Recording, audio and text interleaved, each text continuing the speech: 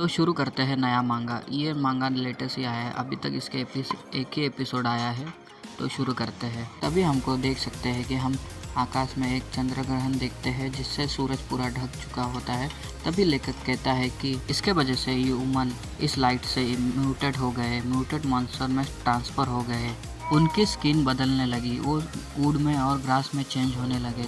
और कुछ तो मॉन्स्टर ऐसे भी थे जिनकी हड्डियाँ लोखंड में बदलने लगी। तभी वो म्यूटेड मॉन्स्टर आगे बढ़ने लगते हैं। तभी कहानी वाला आगे कहता है कि इस वर्ल्ड पागलपन और संकट से भरा है। क्या इस दुनिया में अभी भी कोई ऐसी जगह है जो सेफ और आरामदायक से भरी है? हमें एक बंदे को दिखाते हैं जो इस कहानी का मेन कैरेक्टर रहता है। तभी वो कहता है कि मैं इतना एक्लेंस और चिंता मुक्त भाव के स्थिति में क्यों कर रहा हूँ, क्योंकि मैं डार्क साइड द्वारा हमला किया जाने से नहीं डरता। तभी हमको दिखाया जाता है अपना हीरो ग्राउंड पर लेटा रहा रहता है। तभी वो आगे कहता है कि क्योंकि मैं भी ट्रांसफॉर्म हो गया हूँ, मैं एक राउंड में ट्रांसफर हो सकता हूँ। तभी वो गुस्सा करता है और रोने लगता है और कहता है कि मैं जमीन का एक टुकड़ा क्यों हूँ, अब मैं कहीं भी कैसे भी जा नहीं पाऊंगा। हर कोई इंसान की तरह बदल गया, आपको कम से कम मेरे इंसान के रूप को बना कर रखना चाहिए था। भी एक मॉन्स्टर का पैर अपने हीरो के पैर से टकरा जाता है।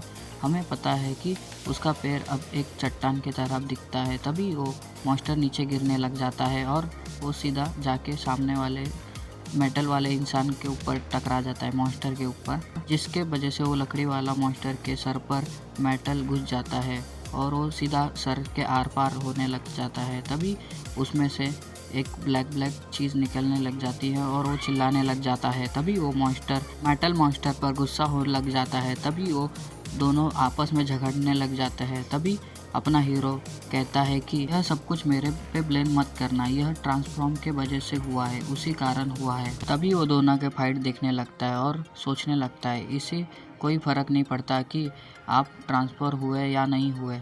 ऐसा लगता है कि कोई भी मेरे अस्तित्व के बारे में पता लगाने कामयाब नहीं हुआ है।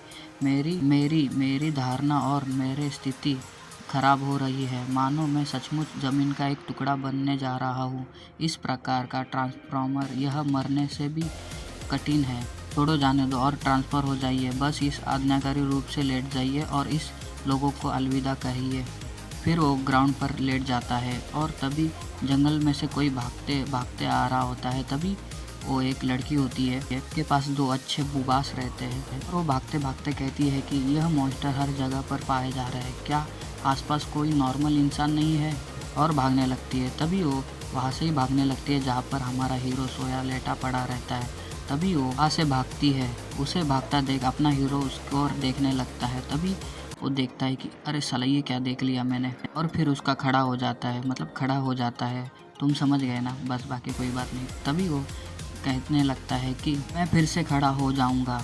इसका खड़ा होने से वो लड़की चट्टान से टकरा कर पाँव, समझ रहे हो ना क्या, खड़ा होके तभी वो खड़ा होके गिर जाता है, वो गिर जाती है वो लड़की। तभी अपना हीरो कहता है कि यह फीलिंग अभी था जैसे कि इंसान की 3 महान इच्छाओं में से एक जो मेरे हार्ट में दुख कर रहा है।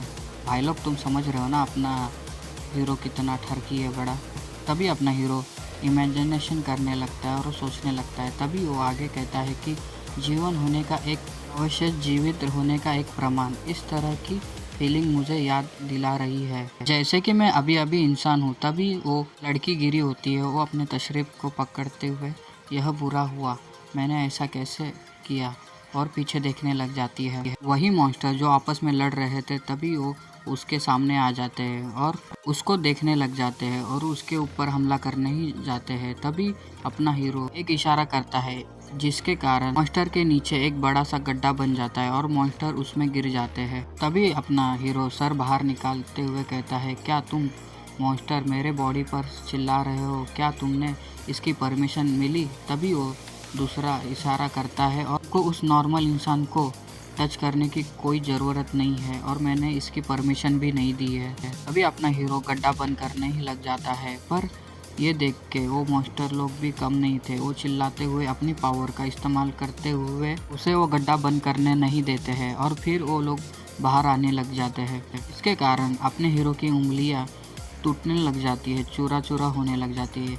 तभी वो सोचता है कि इतना कठिन स्ट्रगल, हालांकि मुझे दर्द का कोई एहसास नहीं होता, है, पर वास्तव में मुझे चकनाचूर कर सकते हैं। ये एक डार्क साइड जो एक डेड पेड़ में बदल गया, और दूसरा डार्क साइड जो स्टील में रिफाइनमेंट बोन्स में बदल गया है। उनमें से दो ये निश्चित रूप से कठिन है। ये कहते ही वो मॉन्स्टर गड्ढे में से बाहर आ जाते हैं। तभी अपना हीरो एक फिर इशारा करता है और कहता है, ऐसा लगता है कि मुझे उनके निपटने के लिए अधिक सावधान रहना होगा। जब अपने हीरो ने इशारा किया तभी वो लड़की के नीचे से जगह उठती है और उसको दूर लेके जाने लग जाती है, और फिर एक गड्ढे में बन जाती है जिसमें वो बैठी रहती है और उसके पास मॉन्स्टर पहुंच भी नहीं पाते। तभी ये देखकर वो लड़की हैरान होती है और सोचने लग जाती है, वह मिट्टी वास्तव में एक क्लिक सेंड की तरह व्यवहार कर रही है और वो मुझे ढक रही है। क्या वो मेरी प्रोटेक्ट कर सकता है? तभी हीरो कहता है कि ज़मीन बोलती नहीं और ध्यान आकर्षित नहीं करती। तभी देख सकते हो कि हीरो के हाथ चूर चूर होने लग जाते हैं। तभी वो कहता है कि लेकिन इसका मतलब यह नहीं है कि मुझे गुस्सा नहीं आता या गुस्सा होता नहीं हूँ।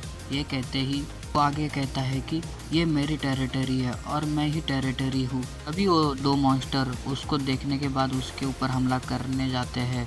उन्हें आता देख के अपना हीरो वहीं पे खड़ा रहता है। तभी वो दोनों मॉन्स्टर हीरो के पास जाके अपना पंच मार देते हैं। तब हीरो कहता है कि तुम जैसे डार्क साइड लोग वास्तव में एक लोएस्ट रैंक के ट्रांसफॉर्मेशन मॉन्स्टर हो जो अपनी बुद्धि को खो चुके हो। तुम्हें अंदाज़ा नहीं है कि ज़मीन कितनी मोटी और भारी हो सकती है। तभी हम देख सकते हैं कि वुड वाला मॉन्स्टर के पंच और स्टील वाले मॉन्स्टर के स्टील से अपने हीरो को कुछ भी नहीं होता।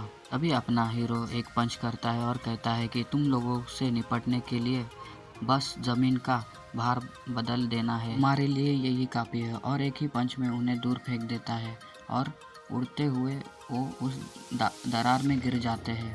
तभी अपना हीरो वो दरार बंद कर देता है और फिर कहता है कि क्योंकि मैं खुद ही एक लैंड हूँ, मतलब ज़मीन हूँ, तुम लोगों को दफनाना मेरा कर्तव्य का हिस्सा है। तभी वो उस लड़की के पास देखने लगता है और कहता है कि लेकिन जिस लड़की को मैंने बचाया है उसे यह प्लेस छोड़ देना चाहिए, है ना? तभी वो लड़की उस गड्ढे में से बाहर आ जाती है और इधर उधर देखने लग जाती है।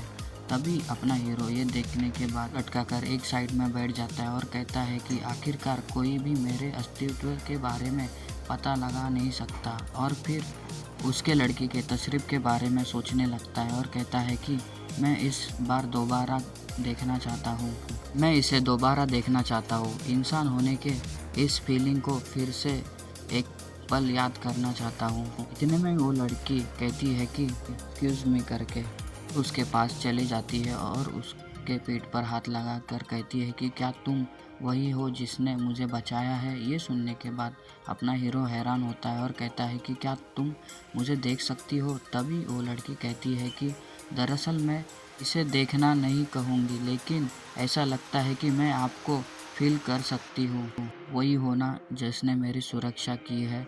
तभी ये देखकर वो सोचने लग जाता है। फिर उस लड़की का हाथ पकड़ लेता है और कहता है कि क्या तुम यहाँ रह सकती हो और मेरे बॉडी के ऊपर रह सकती हो क्या? ये सुनने के बाद उस लड़की को समझ नहीं आता कुछ।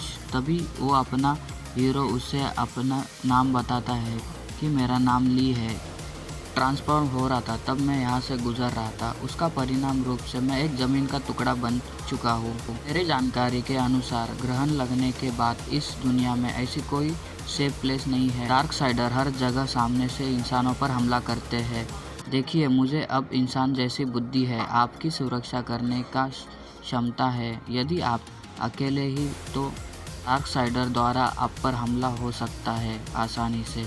आपको अपनी सुरक्षा के लिए किसी की आवश्यकता होगी। अभी ली थोड़ा हेजिटेट करते हुए बोलता है, दरअसल कि ये सब बहाने हैं। इम्पोर्टेंट बात यह है कि आखिरकार मुझे जीवित रहने का कारण मिल गया है, इसीलिए मुझे रुकने के लिए लड़ना होगा, इसलिए प्लीज़ मेरे पास रहो। ये बात सुनने के बाद वो लड़की शर्माने लग जाती है और शर्माते हुए कहती है कि आपने अचानक इतना कुछ कह दिया है, मेरे लिए इसे समझना थोड़ा मुश्किल है। तभी ली कहता है कि आपका साथ रहूँगा और आपको सपोर्ट करूँगा, और उसको थम्स अप करने लग जाता है। देखकर वो अपने बाल पर हाथ रखती है और कहती है कि इसे अभी समझना बहुत आसान है। तभी वो अपना नाम बताती है, मैं लू लुइस हूँ। मैं फील कर सकती हूँ कि आप ईमानदारी से चाहते हो कि मैं यहाँ पे रहूँ। इसके अलावा उन मॉन्स्टर से छिपने के लिए में मेरे पास जाने के लिए कोई दूसरी जगह नहीं है। सुनने के बाद ली उसका हाथ पकड़ के चलने लग जाता है और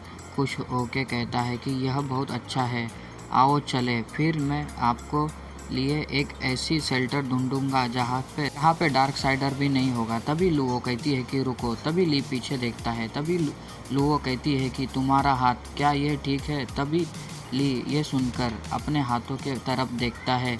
यह क्या हो रहा है? ये कैसी सिचुएशन है? ऐसा लग रहा है जैसे मेरे बॉडी से कुछ निकाल दिया जा रहा है।